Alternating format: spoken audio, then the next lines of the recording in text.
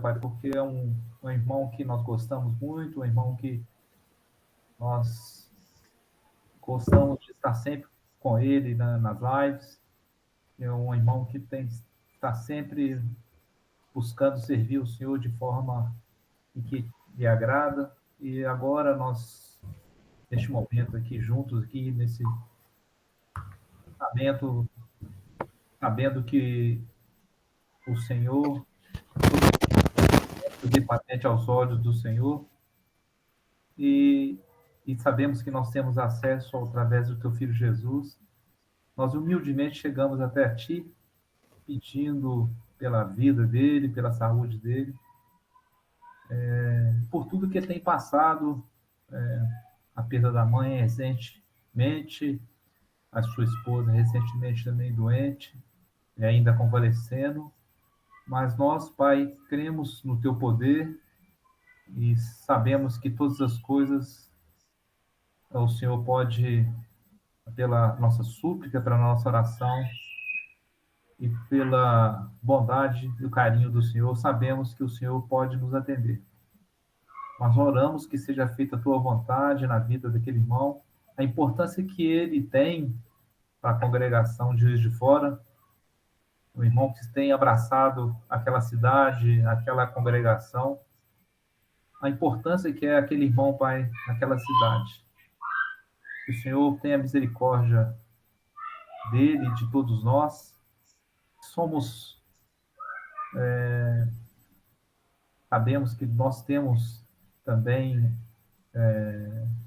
somos passíveis de também estar doente um dia, mas quando nós temos clamado ao Senhor, temos orado, suplicando ao Senhor pela tua ajuda, o Senhor sempre tem estendido as tuas mãos. Então, Pai, nessa noite, nossa oração especial é para que o Senhor restaure a saúde do Avaí, Pai. Também não somente a dele, mas também de sua esposa. O Senhor tenha misericórdia dele, Pai, e de toda a sua família. É a nossa oração, Pai, pedindo a cura, que o Senhor use os médicos, use aquele hospital, para que a sua saúde possa ser restaurada. E cremos no teu poder, Pai. Que seja feita a tua vontade, em nome de Jesus. Amém. Amém. Amém. Amém, irmãos. Amém. Amém. Eu vou cantar o hino, né? Pelo menos uma partezinha dele. Eu estou sem a letra aqui, mas que tem a ver com o nosso tema, né? Nosso tema hoje é a terceira lição sobre o tema Luz e Trevas, né? E conforme a nossa irmã Sandra pediu tanto, né? Hoje vamos falar de luz, né, Sandra? Não vamos falar de trevas, já falamos na semana passada. E já que estamos falando desse tema, né, de luz, andar na luz significa que tudo aquilo que acontece nas nossas vidas, né, nós temos que enxergar o que está acontecendo, né? E às vezes, irmãos, quando nós vimos um irmão, como que está acontecendo com o irmão Avaí, né, é claro que isso não é só no campo físico, né? Não é só no campo material, não é só o corpo. Nós sabemos também, né, das adversidades espirituais, já que ele é uma pessoa também tão importante lá para a igreja de Juiz de Fora, né? Nós sabemos que aquele que é nascido de Deus guarda Deus e o maligno não lhe toca, né? Primeira carta de João, capítulo 5, versículo 18, né? Então o maligno não pode tocar no cristão que está andando corretamente, que está guardando Deus, né? Ele não pode nos tocar. Mas, sem dúvida, ele é o nosso inimigo, né? Ele não nos toca, mas pode estar tocando naquelas pessoas ou naquelas situações que podem nos atingir. Não vamos nos esquecer disso, né? E eu vejo e sinto, né, o quanto o inimigo tem trabalhado para minar, para prejudicar, para atrapalhar, para destruir o trabalho da igreja dele em Juiz de Fora. Nós precisamos estar em constante oração, tá certo? Por isso que a gente tem que andar na luz. Não basta orarmos pela saúde do irmão, mas também temos que orar pela libertação espiritual da igreja, dos irmãos. Tá certo? Então nunca vamos esquecer disso. Nós temos que andar durante o dia, né, com tudo iluminado, tá bom? Então vamos orar. Vocês estão percebendo, né, que tem muitas crianças aqui na rua, né, e elas brincam, então às vezes vêm aqui na frente, mas espero que se você não estiver me ouvindo, você me fale que eu tento aproximar o microfone ou mudo de ambiente aqui, tá bom? Então vamos orar. Pai Santo, muito obrigado pela tua palavra, que é lâmpada para os nossos pés. E ela é luz para o nosso caminho.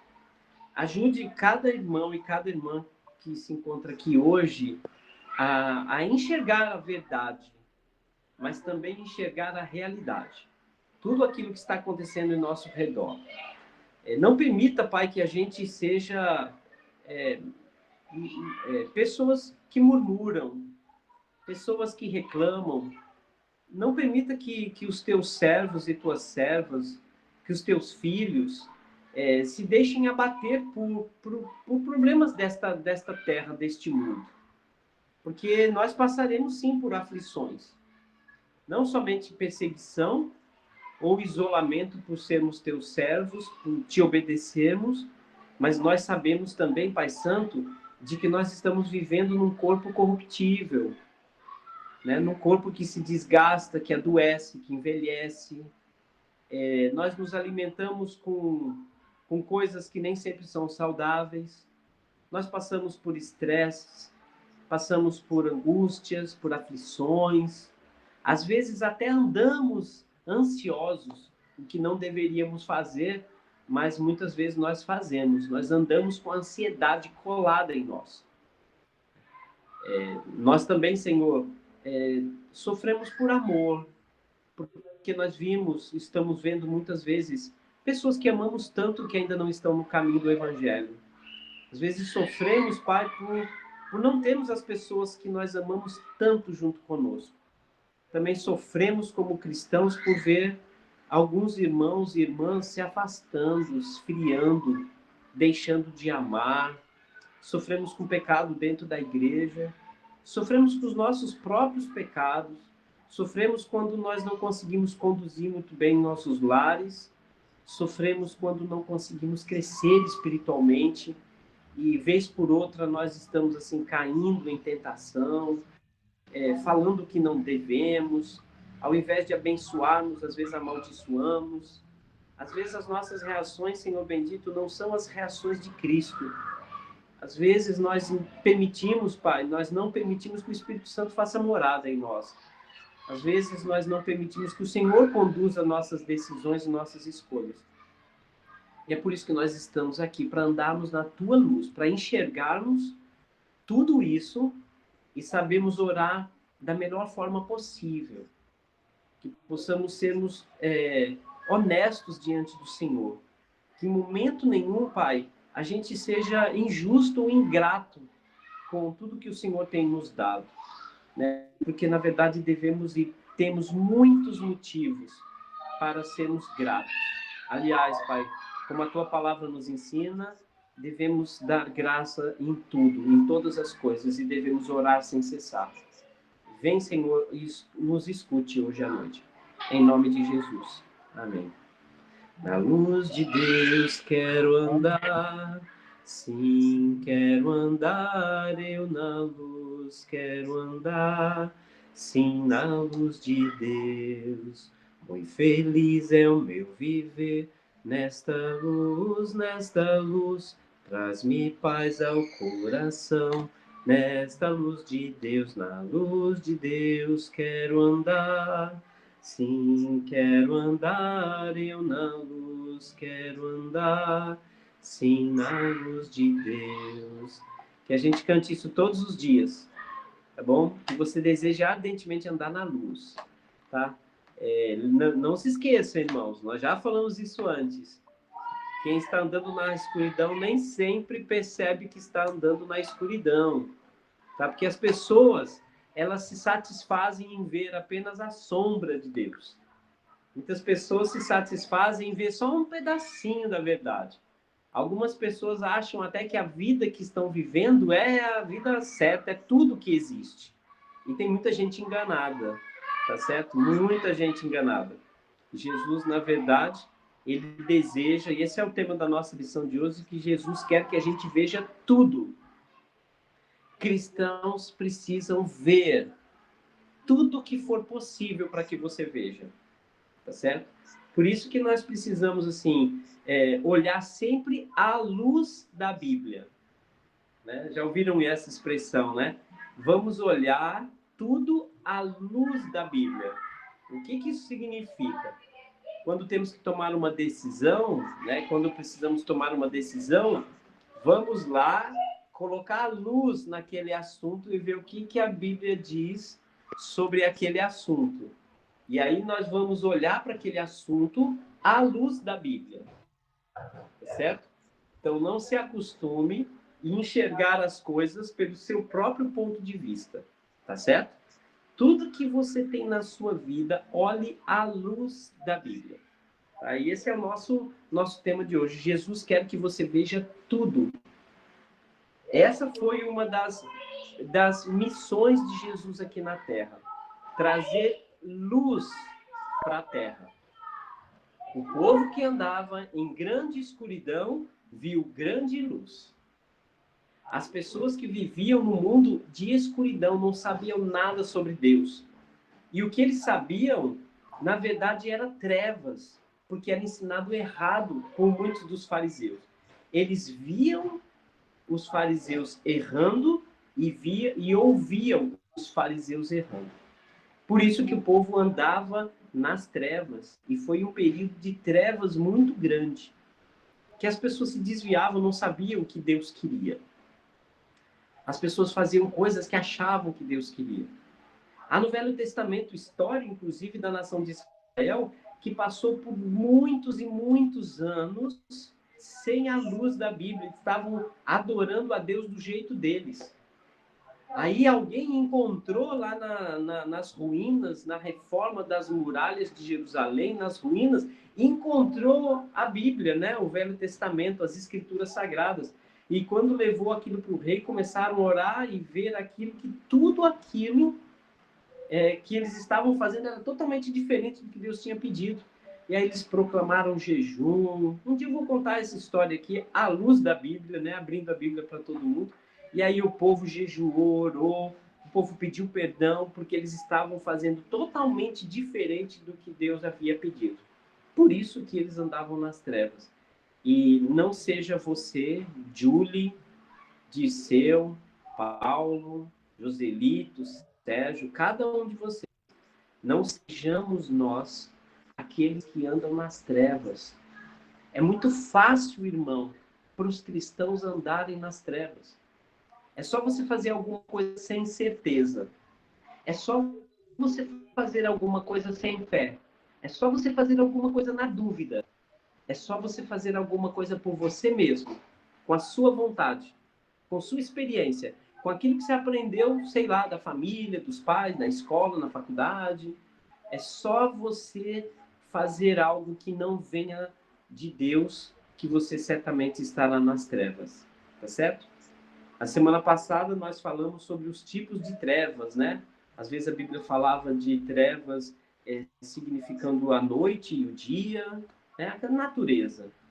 A Bíblia também falava ali sobre alguns espíritos, alguns anjos caídos que estão reservados, presos, estão numa prisão em trevas constantes, esperando a volta de Jesus.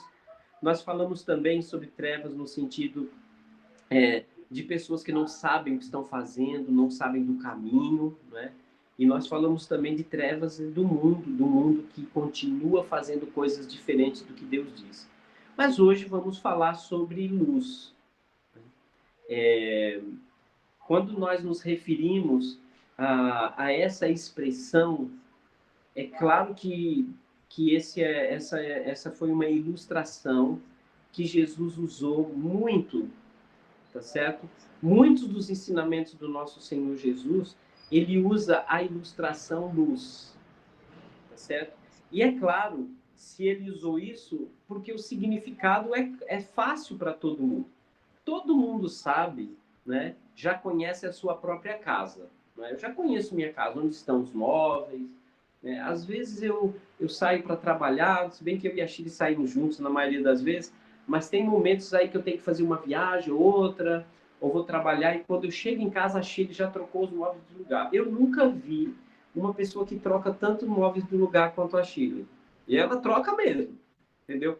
Quando uma coisa está incomodando, ela vai vir. Por quê? Porque ela quer agradar, ela quer que a nossa casa seja sempre agradável, né? Mas se você apagar as luzes da sua casa, mais ou menos você sabe onde estão os móveis. Mas você não está enxergando nada. Você está indo no tato, né? Agora, se alguém trocar de lugar algum móvel e você no escuro, você se arrebenta todo, né? Há pouco tempo atrás, né, uns 2 meses, nós temos um sofá aqui que eu transformei uma rack num sofá, né? Mandei fazer as almofadas, ficou até interessante. E ele é de uma madeira bem dura, bem pesada. E nós colocamos próximo à porta de uma das salas daqui da casa.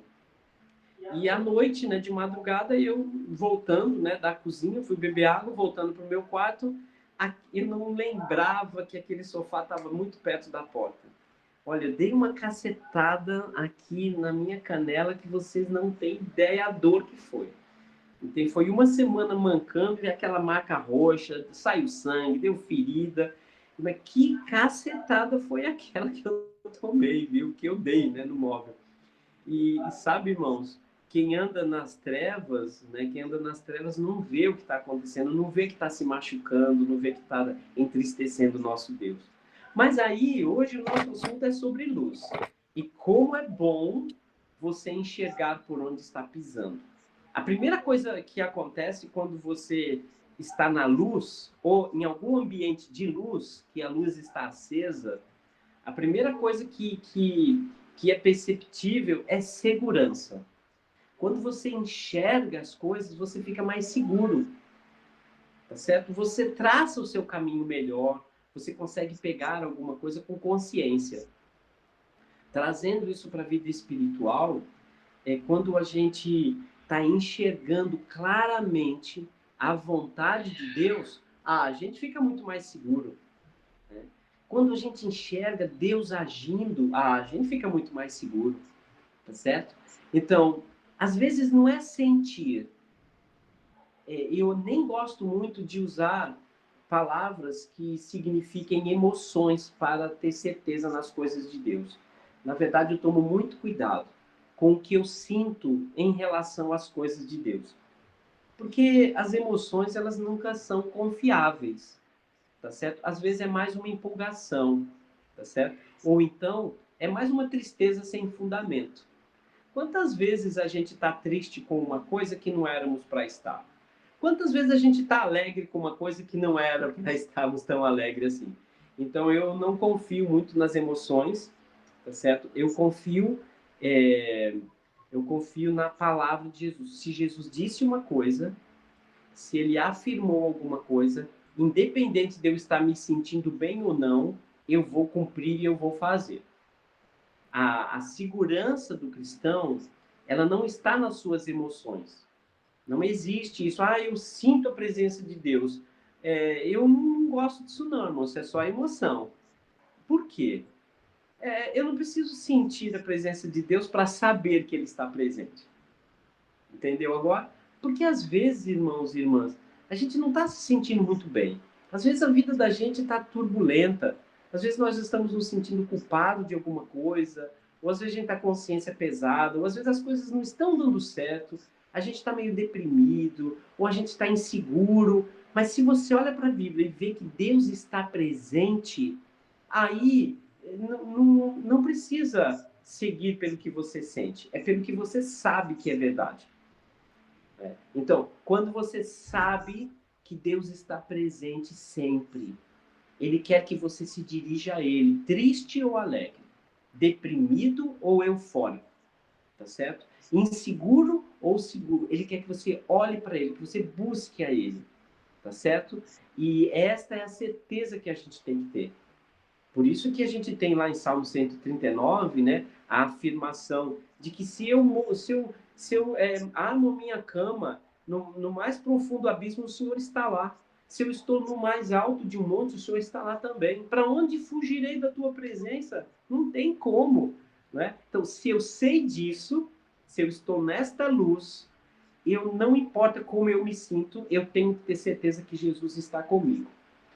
né? Inclusive, quando você comete um pecado, quando você desvia o alvo, quando você erra o alvo, quando você faz uma grande besteira na sua vida, ou quando você faz alguma coisa que é pequena, mas para aquele momento foi grave, como você ofendeu alguém, ou você ficou com raiva de alguém, ou quando você foi estúpido, deu uma patada em alguém, não pense que Deus não está ali.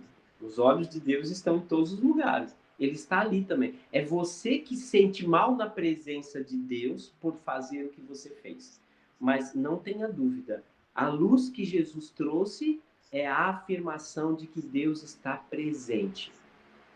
Tá certo? Outra coisa é se Deus está apoiando o que você está fazendo, né? Então, Deus pode estar presente, ele está vendo tudo, afinal de contas, ele é onipresente, né? Ele está presente em todos os lugares, mas não significa que ele está apoiando o que eu estou fazendo. Mas tenha certeza absoluta que ele está vendo tudo que você está fazendo, de bom e de mal. E não vai te abandonar porque você errou. Em momento nenhum, o nosso Deus vai virar as costas para você. O texto de Isaías diz, inclusive, que a sua mão não está encolhida, nem seus ouvidos tapados, surdos, que ele não te ouça. Ao contrário, os ouvidos dele estão bem atentos e os seus braços estão sempre estendidos, para que você e eu voltemos. Tá certo? Então, isso é luz. Tudo que eu estou falando agora, irmãos, é enxergar a realidade e a verdade. Tá certo? E é isso que nós precisamos entender e saber. O conhecimento que a gente tem, que a gente trouxe da palavra, é o que deve nos dar segurança. Quanto mais você conhece da pessoa de Deus, veja, eu não estou falando quanto mais você conhece de teologia, eu não estou falando disso, tá certo? Eu estou falando que quanto mais você conhece Deus, e Ele quer que todos cheguem ao conhecimento dele. Quanto mais você conhece Deus, o caráter dele, o que ele pensa, que ele está sempre presente, que ele está pronto a perdoar quando você se arrepende genuinamente, quando você conhece o amor de Deus, que nos constrange, quando você conhece que Deus deu o seu único filho para morrer por mim, que ele deu a coisa mais preciosa que ele tinha por nós. Então, quando se conhece Deus, e quanto mais você conhece desta pessoa, que é o nosso Criador, mais na luz você está e mais segurança você tem na sua vida cristã. Você pode não conhecer o grego, o que o grego koine fala, você pode não saber algumas expressões que talvez o Sérgio use, talvez eu possa estar falando usando uma frase que você nunca ouviu falar, ou uma palavra, talvez você não saiba o que é etimologia, talvez você não saiba o que é conceito assertivo, talvez você não saiba o que é indefinição própria de introdução, talvez você não saiba muita coisa. E eu até evito falar isso, mas se você vai lá e sabe quem é Jesus, isso vale muito. Né? O próprio apóstolo Paulo diz que preferia falar pouquíssimas palavras com entendimento do que falar em tantas outras coisas que ninguém está entendendo nada. Ali é um princípio sobre idioma, mas também um princípio sobre falar coisas que as pessoas não entendem. E a gente tem que ser como Jesus. Desde uma criança até um analfabeto conseguir entender a mensagem dele, que é sempre, sempre, sempre mensagem de amor. Tá certo? Muito bem. Eu tenho muitos versículos bíblicos, não dá para falar do contexto de cada um deles. Então, para fixar a ideia de luz, eu quero falar sobre 3 coisas hoje. E a semana que vem, que vai ser a última lição sobre luz e trevas, depois a gente vai entrar num outro tema, tá bom? Sobre essas grandes lições de Jesus. Então, eu vou falar de 3 coisas hoje. E a semana que vem, a gente vai falar só que Jesus é luz. Como que Jesus é luz? O que quer dizer que Jesus é minha luz? Como Jesus pode ser a luz na sua vida? E como você pode apresentar Jesus como luz para a vida de outras pessoas, tá bom? Mas hoje nós vamos falar sobre conhecimento do Evangelho. nós vamos falar sobre o posicionamento do cristão. E, em terceiro lugar, vamos falar sobre os efeitos de andar na luz, tá? Então, 3 assuntos hoje. Primeiro, quando a Bíblia ensina sobre luz, acredite, irmãos, ele está falando do conhecimento do Evangelho. Tá? O Evangelho é quem tem a luz de Jesus. O Evangelho, ele traz luz para a vida das pessoas. Não é o meu jeito de ensinar, não é minha técnica, não é minha elaboração, minha estratégia, nada disso. O Evangelho, onde ele chega, ele traz luz. Tá bom? Vou falar mais detalhadamente sobre isso. Já te dou a palavra, irmão Fernando. A segunda coisa, quando uma pessoa está andando na luz, ela tem que ter uma posição, ela tem que ter um posicionamento. Não podemos andar na luz sem ter um posicionamento.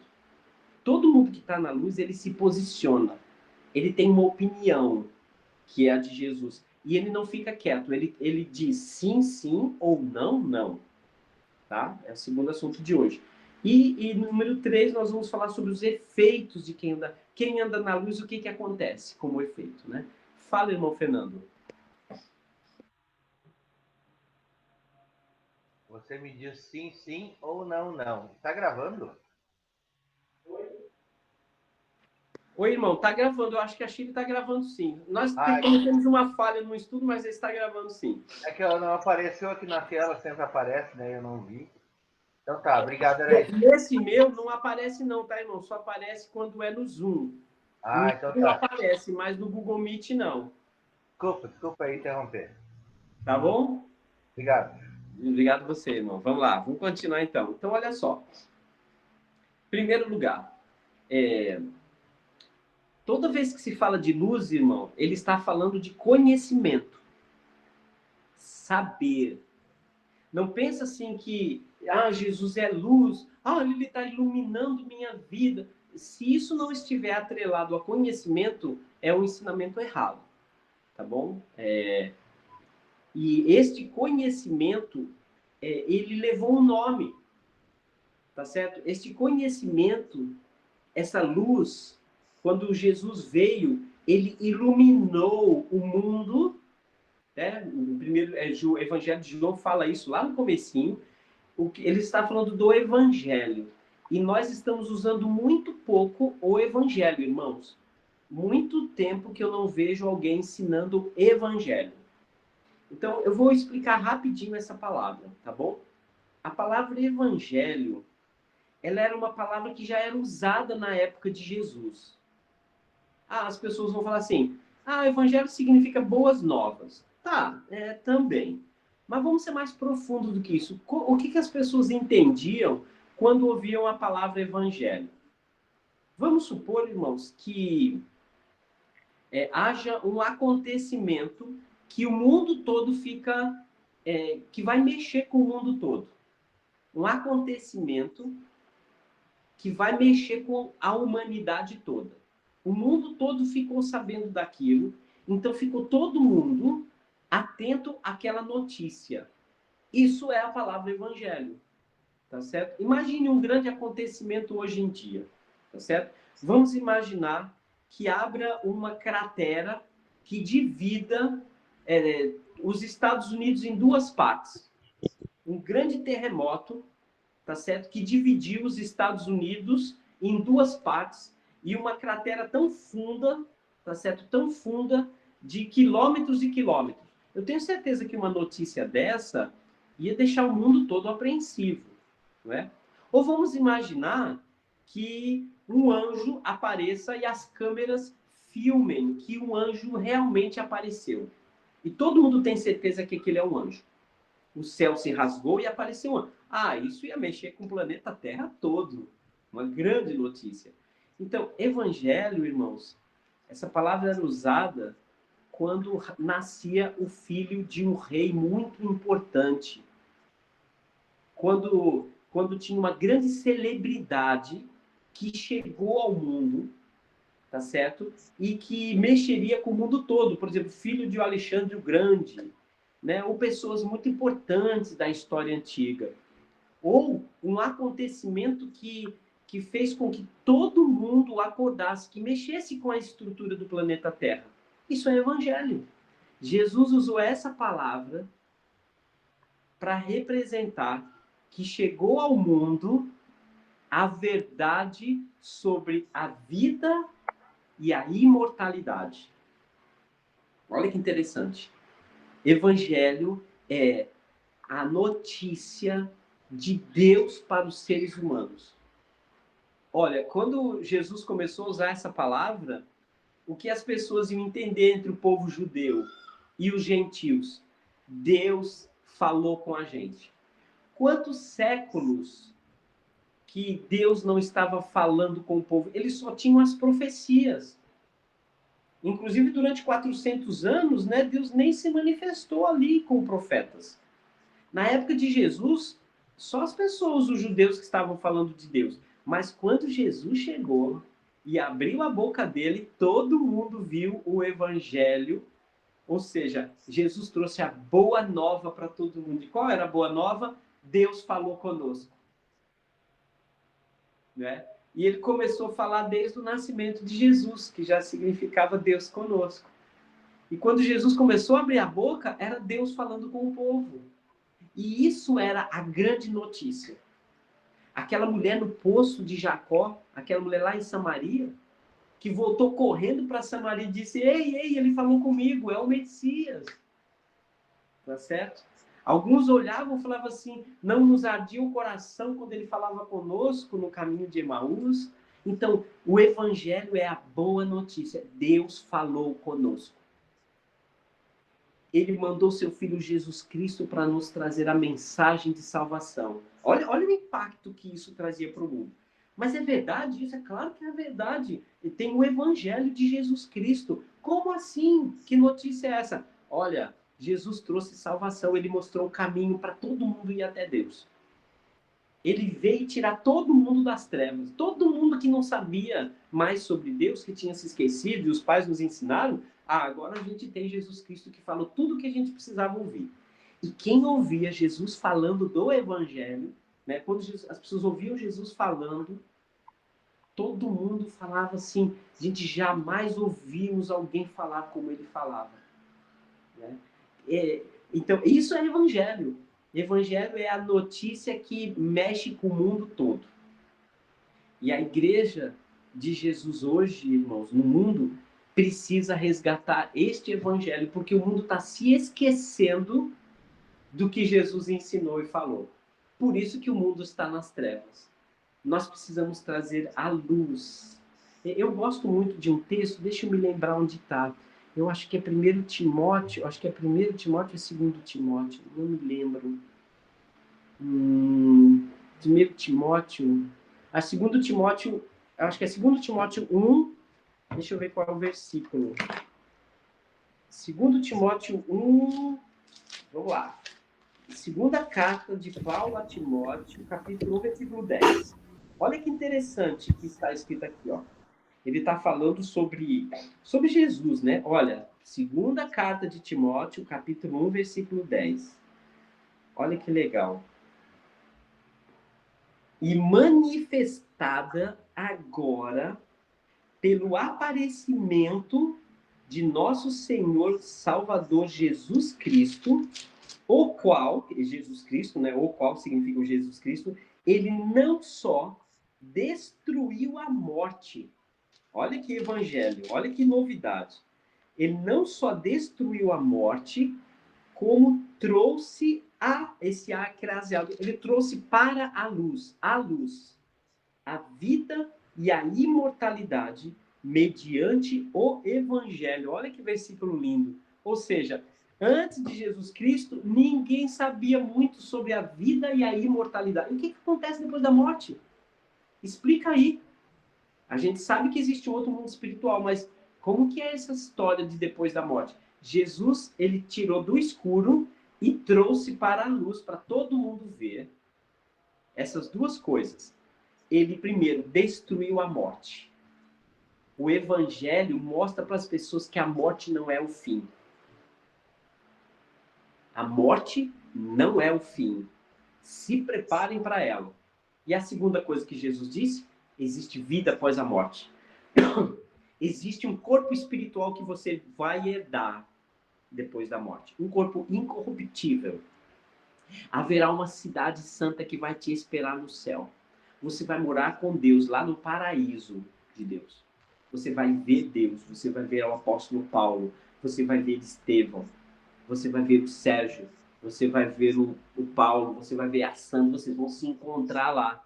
Você vai ver anjos lá. Você jamais vai chorar, porque lá não haverá choro nem ranger de dentes. Entende que isso tem que arder de novo no coração dos nossos vizinhos, dos nossos parentes, irmãos. A gente às vezes fica brigando com a doutrina. Deixa para ensinar a doutrina quando você estiver no tete-a-tete ali pessoalmente. Mas assim, começa a chamar as pessoas para Jesus, para o Evangelho. Porque quem se converte no Evangelho está aberto para tudo que é doutrina, por mais louca que ela pareça para as pessoas, né? Cantar a Deus somente com instrumento musical é loucura, somente com a voz, sem instrumento musical, não vejo nada de errado. Mas quando a pessoa está no Evangelho, ela não quer nem saber, não. Ela fala, não, eu quero seguir Jesus, quer cantar, eu vou cantar sem instrumento e vou louvar o Senhor de todo o meu coração. Entende? Eu tenho que tomar ceia todo domingo. Sim, esses são os detalhes para nos fortalecer juntos. Mas o Evangelho vem primeiro, irmãos. O Evangelho vem primeiro, isso é muito importante. Aqui esse versículo acabou de dizer que Jesus não só destruiu a morte, isso é evangelho, é novidade que o mundo que tem que impactar o mundo, mas ele trouxe a luz, ele trouxe lá da escuridão que ninguém sabia, ele trouxe e explicou o que era a luz. Ele explicou isso na parábola do rico e Lázaro, ele explicou isso através dos apóstolos, ele falou de inferno, ele falou de morada eterna, ele falou dos que dormem, aguardando o julgamento dele. Ele falou que uns vão para o Hades lá, para o seio de Abraão, pertinho de Abraão, grudadinho com salvos. Outros estarão no Tártaro, no lugar de tormento. Tá certo? Então, Jesus trouxe a luz, a vida e a imortalidade. Então, andar na luz ou trazer a luz significa conhecimento do Evangelho. Se você anda na luz, você está falando do Evangelho, está vivendo por este Evangelho. Então, Evangelho é a notícia mais importante do mundo. Evangelho de Jesus Cristo? Ou qual foi a grande notícia que esse homem chamado Jesus de Nazaré trouxe para o mundo? Ele veio falar que a morte vai ser destruída, e ele também disse que haverá vida após a morte e que as pessoas herdarão um novo corpo, mas que neste mundo as pessoas precisarão andar corretamente. Sabe, desculpa usar a palavra aposta, tá? Mas significa que Jesus acreditava muito nisso. A aposta de Jesus é que quando as pessoas estão vendo a verdade, conhecendo a verdade, elas não têm como não se converter. Tá certo? Não tem como se converter. É por isso que alguns textos bíblicos diz que é impossível que alguém que viu a luz, sentiu a presença do Espírito Santo, caiu. Para esse é impossível voltar, porque ele viu tudo, experimentou tudo. Como que ele vai ser restaurado de novo, né? Mas a gente ainda vai tocar nesse assunto lá na frente. Abra comigo Efésios 1:18, para reforçar a ideia de conhecimento. Toda vez que a palavra luz aparece, ela está envolvida dentro de um contexto de conhecimento. Olha aí, Efésios 1:18. Efésios 1:18. Diz assim. Vou ler um pouquinho antes, tá? Vou ler do 15 para frente. Por isso, Paulo aqui intercedendo pelos cristãos. Por isso, também eu, versículo, Efésios 1:15. Também eu, tendo ouvido a fé que há entre vocês no Senhor Jesus, falando dos cristãos da cidade de Éfeso, né? E o amor para com todos os santos, não cesso de dar graças por vós, fazendo menção de vocês nas minhas orações, para que o Deus de nosso Senhor Jesus Cristo, o Pai da glória, vos conceda espírito de sabedoria e de revelação, olha o que ele diz agora, no pleno conhecimento dele. Quando essa pessoa, quando o cristão está, aqui é o espírito dela mesmo, quando na mente dela, dentro do interior dela, ela tem sabedoria e foi revelado, mostrado a ela o pleno conhecimento de Jesus, aí ele diz no 18, iluminados os olhos do vosso coração. Olha que ilustração incrível. Iluminados os olhos do vosso coração, para saberdes qual é a esperança do seu chamamento, qual a riqueza da glória e na sua herança nos santos. Olha como a palavra conhecimento aparece aqui na luz, na palavra iluminado. Outra palavra, 2 Coríntios 4:6. 2 Coríntios 4:6. Ainda voltado para a ideia de que andar na luz é ter conhecimento. Tá? Não é o conhecimento teológico, é o conhecimento da verdade, da personalidade de Deus, tá certo? Primeiro Coríntios ou 2 Coríntios? 2 Coríntios 4, vou ler aqui do 4 e até o 6. 2 Coríntios 4, de 3 até o 6, tá? Vamos lá. Mas, se o nosso evangelho, se essa notícia que a gente traz ainda está encoberta, é para os que se perdem que ela está encoberta. Ou seja, quando esse evangelho, essa notícia toda está escondida das pessoas, essas pessoas estão perdidas. Versículo 4. Nos quais Deus, o Deus deste século, cegou o entendimento dos incrédulos. Olha que armadilha de diabo grande aqui, ó. Qual é o alvo do diabo, do Deus deste século, desse mundo? Fazer com que as pessoas não conheçam o evangelho. O evangelho estremece o céu e a terra, né? E ele continua aqui dizendo assim, versículo 4, né? Nos quais o Deus deste século cegou o entendimento dos incrédulos, para que lhes não resplandeça a luz do evangelho da glória de Cristo, o qual é a imagem de Deus. Porque nós não pregamos a nós mesmos, mas a Cristo como Senhor, e a nós mesmos como vossos servos por amor de Jesus. Porque Deus quem disse, das trevas resplandecerá a luz. Ele mesmo resplandeceu em nosso coração para iluminação do conhecimento da glória de Deus na face de Cristo. Quantas vezes aparece a palavra conhecimento? Né? Como foi que Jesus fez? Ele chegou para todo mundo que estava cego e disse, gente, vocês estão enganados. Isso não é a verdade. A verdade é essa que eu vou revelar para vocês agora. Tá certo? Vocês têm um inimigo, que é o diabo, que pode se transformar num anjo de luz, ou seja, ele vai tentar mostrar a luz para vocês, mas está errado. A verdadeira luz é esta.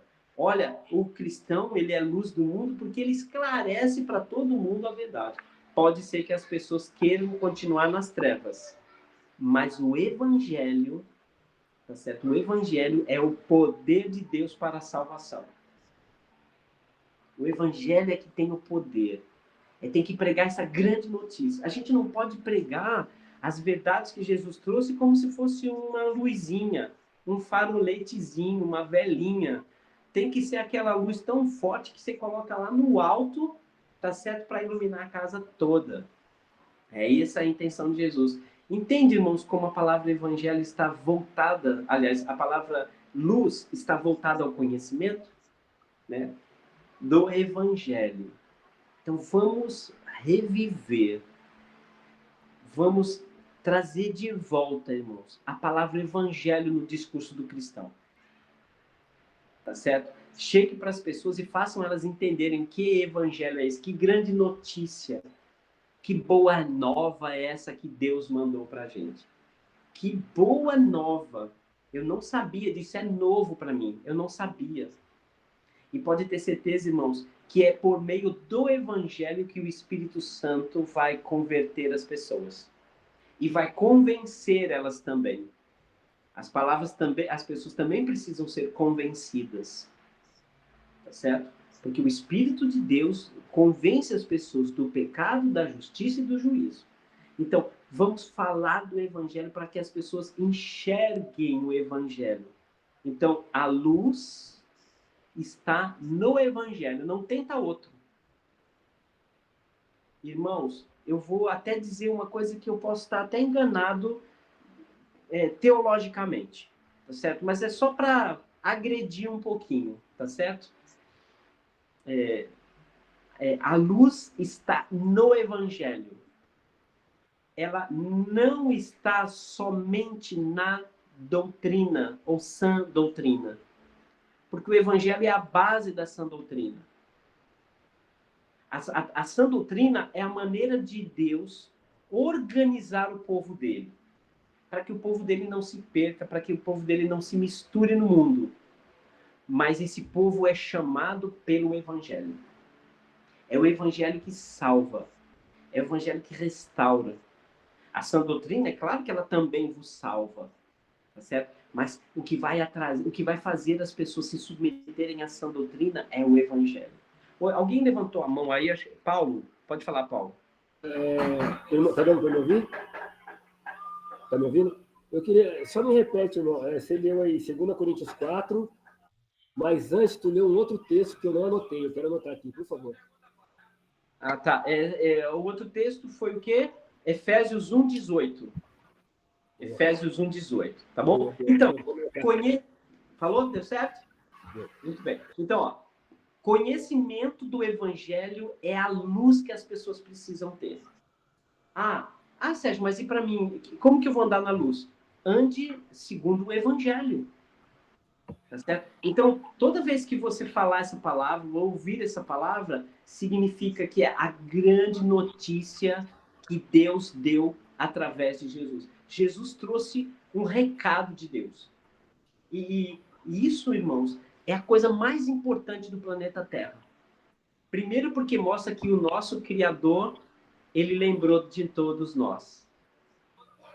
Porque o nosso Deus eterno, que mora na habitação eterna, que é o Senhor de todo o universo, que tem lá na sua morada, sei lá quantos anjos, incontáveis números de anjos, tá certo? Que tem todo o poder, que tudo é perfeito, onde não há choro nem ranger de dentes, onde não há relógio, onde não há tempo, onde não há dor, tá certo? É o lugar da morada de Deus. De lá, ele se lembrou de nós. Ele se importou conosco. Ele mandou tantos profetas e todos mataram os profetas e desacreditaram os profetas. O último deles foi João Batista, que veio e decapitaram João Batista porque ele falou a verdade. Não é verdade? Mas, em seguida, já que as pessoas não ouviram os profetas, ele mandou quem, então? Ele mandou o próprio filho dele para dar essa notícia, para dizer para todo o planeta Terra que há um Deus e que ele vai voltar para nos buscar. Ele virá. A gente, quando fala voltar, às vezes está até errado, sabe, irmão? O certo mesmo era nós falarmos. Ele virá nos buscar. O nosso Deus vai rasgar este céu sobre nossas cabeças. As trombetas dos anjos vão soar e de norte a sul, de leste a oeste, do oriente ao ocidente, todo o olho vai ver Jesus voltando na glória com os seus anjos e virá nos buscar. Este é o Evangelho. Este é o Evangelho. Então, luz é conhecimento do Evangelho. Fala, irmão Zé Augusto. Glória, Sérgio, que maravilha essa instrução. E passou aqui pela minha cabeça algo que eu vivi hoje, o que eu evidencializei hoje novamente. Você até falou, mas eu gostaria de aprofundar nisso. Quando nós temos o constrangimento de nos apresentarmos como cristãos, ou se a gente deixa a dúvida aos outros, né? A gente não tem segurança em si próprio. A gente está em um meio, às vezes, que é sujo, aí a gente não quer se apresentar como cristão. Ou de quem convive conosco, e por vezes a gente está sempre querendo, na verdade, muitas vezes, se apresentando mais naturalmente de como a gente vivia no mundo, do que propriamente como um cristão. Entendo. É ocultar essa identidade nossa, é viver na escuridão, Sérgio. Olha, irmão, na verdade, eu posso até lhe fazer uma pergunta, pode até fazer uma afirmação através de uma pergunta. É possível esconder a luz? Não. Ou seja, quem não está mostrando está nas trevas. Olha, isso não é uma palavra ofensiva, tá, irmão? Foi ótimo que o irmão Luiz, o José Augusto, falou agora. É incrível. Muito obrigado, irmão, porque você está trazendo à luz. Olha que legal, você está trazendo à luz algo muito importante. Irmãos, quando eu falo que alguém está nas trevas, eu não estou dizendo que essa pessoa ela está nas mãos do diabo e que ela está condenada ao inferno. Não é isso. Pode ser isso, mas eu não posso dizer isso. Só quem diz isso é o Senhor Jesus. Então, quando eu estou falando como cristão, que não posso julgar o destino eterno de ninguém, mas eu posso dizer que uma pessoa está nas trevas, ou seja, que ela está enganada. Ela ainda não está na luz. Só isso. Só estou dizendo que ela precisa acordar. A gente vai ler um texto daqui a pouquinho que vai responder essa sua pergunta melhor. Porque ele fala assim, levanta-te a você que dorme e Cristo te iluminará. E tem muitos cristãos, e muitas vezes eu, em alguns momentos da minha vida, do meu dia a dia, eu estou na trevinha, na sombra, entende? E eu tenho que me levantar e sair, tirar os pés de lá da sombra e correr para a luz, que é o evangelho, que é Jesus Cristo, tá? Então foi muito bom o que você colocou. Então eu posso afirmar, irmão, quem não está testemunhando, quem não está vivendo a verdade, com prazer, com alegria, está nas trevas. Tá certo? Como ele disse, se os teus olhos forem bons, todo o seu corpo será iluminado, o Senhor Jesus disse. Mas se os seus olhos forem maus, todo o seu corpo estará em trevas, e que grandes trevas serão. Aí ele está falando de quê? A maneira como você está enxergando. Se você está enxergando diferente de Jesus, não está tendo o mesmo parecer dos irmãos, 1 Coríntios 1:10, em seguidos. Se você não está enxergando como Jesus, não está vivendo como Jesus, então você está enxergando as trevas. E irmãos, às vezes eu me acordo nas trevas. E eu tenho que me despertar e sair correndo de lá. Primeiro porque as trevas, elas me afastam da luz. As trevas nada mais são do que afastamento da luz. Porque se tem luz, nas trevas não chegam, não. Quando a luz chega, as trevas se dissipam. Paulo. Você falou, irmão, que O Paulo, o evangelho... Paulo, Oi? me dê licença só para eu perguntar ao irmão que está respondendo tão maravilhosamente, e isso me impactou. Nós cristãos podemos viver ora nas trevas, ora na luz, e se definir como cristão. Quer dizer que é uma questão de circunstância. Como a gente pode definir isso, Sérgio? Irmão, eu acho que 1 João ensina isso. Andar na luz significa que você está sabendo o que está acontecendo. Andar na luz não significa que você não está em pecado, ou que você está sem pecado. Andar na luz é enxergar, tá certo? É enxergar. Porque a carta de João lá... Vamos abrir. Eu acho que essa resposta está lá em João. Segura aí, Paulo, um minutinho. Primeira carta de João, capítulo 1. Vamos lá, vamos deixar a Bíblia falar. À luz da Bíblia. Vamos ver como é que as coisas acontecem. Vamos lá. 1 João 1, versículo 5. Olha o que diz. Vamos prestar bem atenção. Ora, a mensagem que da parte dele, de Jesus, temos ouvido e anunciamos, né, João falando aqui, é esta. 2 pontos. Deus é luz e não há nele treva nenhuma. Ou seja, vou tentar traduzir isso daqui para ficar mais fácil para todo mundo. Deus fala sempre a realidade e a verdade. Deus não esconde nada. Deus revela tudo. É isso que ele quer dizer aqui. Ou seja, não existe nada escondido em Deus. Deus não guardou nenhum segredo, nenhuma novidade. Ele revelou tudo. É isso que ele está dizendo. Aí ele diz no versículo 6, se nós dissermos que mantemos comunhão, relacionamento com esse Deus, mas estamos andando nas trevas, estamos escondendo as coisas e não estamos revelando tudo que está dentro do nosso coração, nós estamos mentindo e não praticamos a verdade. É isso que ele quer dizer, né? Então, é o fato de você mostrar a verdade, você não se esconder. O cristão não pode ter nada escondido. Vai desde uma coisa simples de um marido, da esposa ter uma senha no celular que o outro não tem, é você fazer uma coisa que a esposa ou o marido não sabe, ou você viver uma vida que a igreja não sabe que você está vivendo, é você não querer que as pessoas te vejam naquele momento, nada escondido. 7. Se, porém, andarmos na luz, ou seja, se, porém, andarmos conscientes de tudo verdade, como Jesus está na luz, mantemos comunhão uns com os outros. Deus não gosta de mentirinha, de coisa escondidinha, de uma vida privada, de nada disso. Temos que ser autênticos, totais, mostrar tudo quem somos. Tá certo? Eu sei das minhas dificuldades com os meus filhos, com a minha esposa. Existem alguns momentos que eu perco minha paciência, mas eu vou para o meu filho, para minha esposa e peço perdão. Entende? Não é aquela vida que a igreja sabe de mim de uma parte e a minha família sabe de outra. É esse tipo de coisinha aqui. Eu sei, irmãos, que o Evangelho de João ele foi escrito para os irmãos daquela época que tinham um problema específico, mas um deles era essa história de mentira. Principalmente em não interpretando Jesus como luz, que é todo verdade.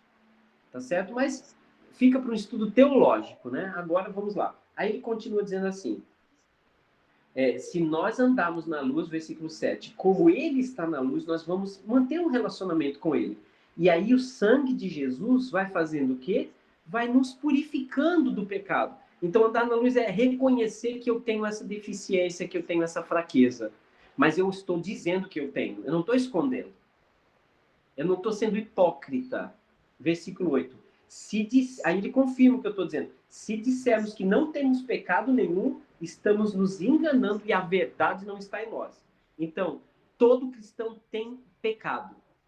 Mas ele tem que saber qual é o pecado e ele tem que lutar contra esse pecado. Ele não é aquele pecado escondido que ele continua vivendo aquilo deliberadamente. Não, ele está buscando tratamento. Ele está buscando ajuda. Tá certo? Porque nós todos precisamos de ajuda uns dos outros. Todos nós. Nunca olhe para o irmão e pense porque ele tem um nome famoso, porque é o irmão dos Estados Unidos ou do Brasil, ou que se é velho, se é novo. Não importa. Todo mundo tem o seu pecado. Entendeu? Todo mundo, todos nós temos, porque ele disse, se nós dissermos que não temos. Agora, eu não estou dizendo que os irmãos vão viver no pecado, não, os irmãos vão enfrentar os seus pecados. Eles estão andando na luz, eles reconhecem, chega diante do Senhor, e às vezes de um irmão, do irmão para ajudar, ele fala, olha, irmão Paulo, eu preciso que você me ajude nesse pecado, irmão, eu estou sendo tentado lá por uma situação lá na minha empresa, de roubar um dinheiro, ou de sair com outra mulher, ou então de mentir para disfarçar alguma coisa, ou eu não estou tendo controle sobre algumas situações da minha casa, estou perdendo a paciência. Mas me ajuda, irmão Paulo, vamos orar comigo. Senhor Deus, o Senhor sabe da minha fraqueza, olha como eu sou pecador. Lembra aquela oração do publicano e do fariseu? Olha a oração do fariseu, eu não sou como este, mas olha a oração do publicano, Senhor, né, eu não sou digno, né, se abaixando, ajoelhado, batendo no peito, ó Senhor, eu não sou digno nem de falar com o Senhor, né? Aí ele continua aqui, se confessarmos andar na luz é confessar.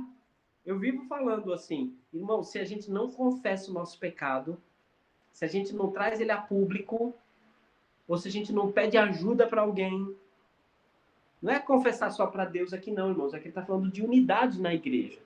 Se nós não confessarmos aquele pecado, não assumirmos que a gente tem aquele pecado, precisamos de ajuda, você não será perdoado. Não adianta, temos que pedir ajuda. Se confessarmos os nossos pecados, Ele é fiel e justo para nos perdoar os pecados e nos purificar de toda injustiça. Se dissermos que não temos cometido pecado, fazemos ele mentiroso e a sua palavra não está em nós. Eu acho que isso responde a sua pergunta. Os irmãos sempre vão ter pecado, sim, irmão. Não podemos julgar se nós não estamos do lado dele para ajudar ele a se recuperar. Então, não existe isso de o irmão está nas trevas. Não, ele está nas trevas se ele não estiver cego do que ele está fazendo. Lembra de Davi? Davi estava cego, andando nas trevas, no sentido, não que ele tinha se entregue para o diabo. Não, ele estava tão envolvido nas emoções, tão envolvido nos prazeres, na paixão que ele tinha por aquela mulher que ele viu do jardim de Bet-Sabá. Ele ficou tão envolvido naquela emoção que ele não enxergou mais a verdade. Ele estava cego, enganado. E Deus usou quem? Usou o profeta Natan para trazer a luz para a vida dele. Mas quando ele se tocou, o que ele fez? Né? Vai lá no Salmo 51, a gente vai ver. Tá certo? Então, a gente tem que tomar cuidado, sabe, Zé Augusto e todos os irmãos, de achar que os irmãos não podem ter pecado. Porque tem, todo mundo tem. Nós temos que ter essa maturidade. O nosso trabalho na igreja é ajudar uns aos outros, é amar uns aos outros, para tirar aquele irmão do pecado. Aquele que ajuda o irmão a sair do pecado, nossa, ele cobriu multidão de pecados.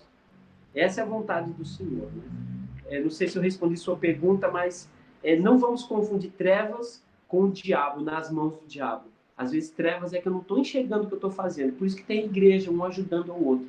E aí a gente abre a Bíblia e a Bíblia... Então quer dizer que é isso.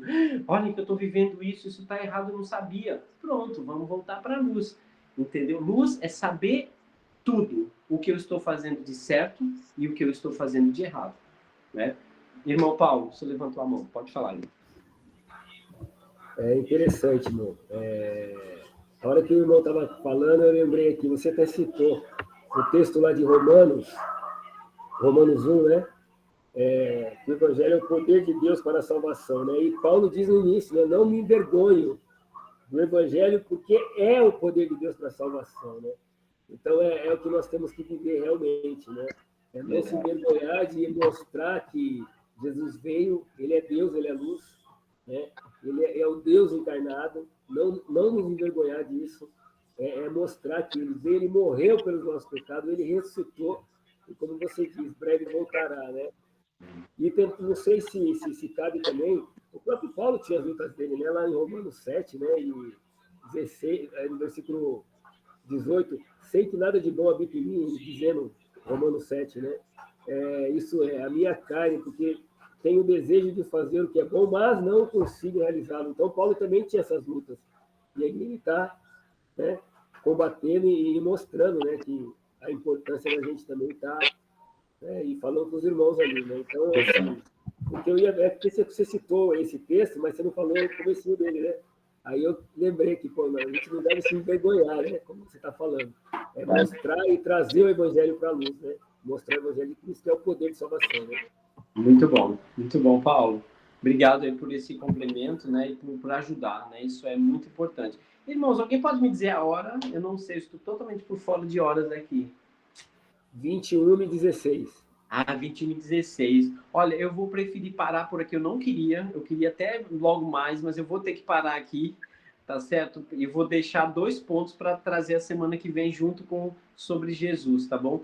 Então, eu queria falar sobre o posicionamento de quem anda na luz, tá? Mas vou citar só um versículo, tá? De Efésios 5, de 8 a 14, para já ficar guardado aí no nosso coração, tá bom? E aí a gente finaliza.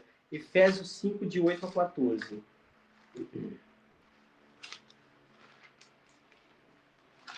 Efésios 5, de 8 a 14. Diz assim: pois outrora, no passado, você era das trevas. Vocês eram trevas, ou seja, ele está falando da pessoa, tá? Não que a pessoa está nas trevas. Ele está dizendo que você não era luz, você não tinha nada para oferecer a ninguém de verdade. Então, outrora você era trevas, porém agora vocês são luz. Olha que interessante que aqui luz e treva é você. você é uma treva ou uma trevas, ninguém vai ficar chamando o outro de treva, né? Ninguém vai chegar assim para a esposa, quando a esposa está fazendo alguma coisa errada, né? Dizer, oxi, você é uma trevinha hoje, ninguém vai fazer isso não, tá? Mas aqui o que ele significa é isso. Antes, nós não tínhamos luz nenhuma, verdade nenhuma, a gente vivia uma vida escura e não levava luz para ninguém. Mas agora, nós somos luz, nós iluminamos as pessoas se estivermos no Senhor. Andai como filhos da luz. Ou seja, a gente tem que andar falando a verdade, dando conhecimento para todo mundo. E aí ele diz mais, 9. Porque o fruto, o resultado da luz, né, se você for luz, qual vai ser a consequência disso? Bondade, justiça e verdade. Versículo 10. Outra coisa. Provando sempre o que é agradável ao Senhor. Essa é a prova que a gente tem que ter. E não sejais cúmplices nas obras infrutíferas das trevas. Há uma palavra muito forte aqui, duas palavras. A palavra fruto e a palavra obra. Obra é o que a gente faz. Fruto é a consequência do que a gente faz. Por exemplo, qual é o fruto do Espírito Santo? Amor, alegria, paz. Ou seja, o que o Espírito Santo faz vai resultar em amor, em alegria, em paz, em bondade, benignidade, longanimidade, fidelidade, mansidão, domínio próprio. É o resultado. A obra, ela tem que vir do Espírito Santo, o trabalho. E qual é o resultado dessa obra? Que ele disse aqui, será esse. E as pessoas têm que provar sempre o que é agradável ao Senhor. Não seja cúmplice das obras infrutíferas das trevas. Ou seja, não vamos ficar quieto, ver e não fazer nada. Aquilo que o irmão Zé Augusto falou. Olha que importante. Se eu estou vendo, eu tenho que me manifestar. A luz tem que se manifestar sempre. Se você não se manifesta, você volta para as trevas. Você continua deixando as pessoas sem enxergar a verdade do Evangelho. Então, não seja cúmplice nas obras infrutíferas das trevas. Tá? No português mais fácil, não fique quieto quando as trevas estão fazendo coisas que não são luz, que não é verdade. Se manifeste. Antes, porém, como você vai se manifestar? Reprove. Ó, desculpe, mas isso aí está errado. Desculpe eu falar. Aliás, não tem que pedir desculpa não, né? Se você me permite, eu vou te dizer que isso está errado. Isso não é a verdade. O que você está ensinando não é a verdade. Não é isso que Deus ensina para a vida da gente. Está faltando isso aqui. Versículo 12. Depois de reprová-las, né? Porque o que estas pessoas que andam nas trevas, ou que são trevas, fazem em oculto, só em falar é vergonhoso. Mas todas as coisas, quando são reprovadas pela luz, se tornam manifestas. Porque tudo que se manifesta é luz. Agora, o que ele diz legal aqui, 14. Desperta, ó tu que dormes. Levanta-te dentre os mortos e Cristo te iluminará. Fica aí o gostinho para a semana que vem, tá bom? A gente vai concluir falando sobre o posicionamento dos cristãos. Vamos falar sobre os efeitos de andar na luz, que quanta coisa boa, e vamos falar do nosso Senhor, porque Ele é a luz do mundo, tá certo? Ele quem tem toda a luz, e a luz dele brilha. Tu falou de Salmo ali, Salmo qual que era? Não, assim, eu gosto de Salmo 119, Salmo 19, versículo 8, mas a gente vai falar semana que vem sobre ele, tá? Eu vou encerrar com esse texto aqui agora de Efésios, porque ele é maravilhoso para a vida da gente, a lição que isso traz para a gente. Que cada irmão e irmã guarde no coração esta visão, olhos bons, para iluminar todo o seu corpo. Quando falamos de luz e trevas, significa a verdade do Evangelho. Não significa necessariamente que aquela pessoa está na macumba, ou que está indo para o inferno, ou que está nas garras do diabo. Não. Cristãos, se ele escreveu isso para cristãos, é porque tem há uma tendência dos cristãos, de vez em quando, esquecerem de estar na luz, na verdade. Tá certo? E quem não conhece, provavelmente está sendo uma escuridão. Então, não seja uma treva para as pessoas que você ama. Seja luz. Mas lembre-se, qual é o fruto da luz? Bondade e justiça e verdade. Não vai com agressividade, que isso é treva. Tá certo? Que Deus nos abençoe. Eu não sei se tem mais alguém.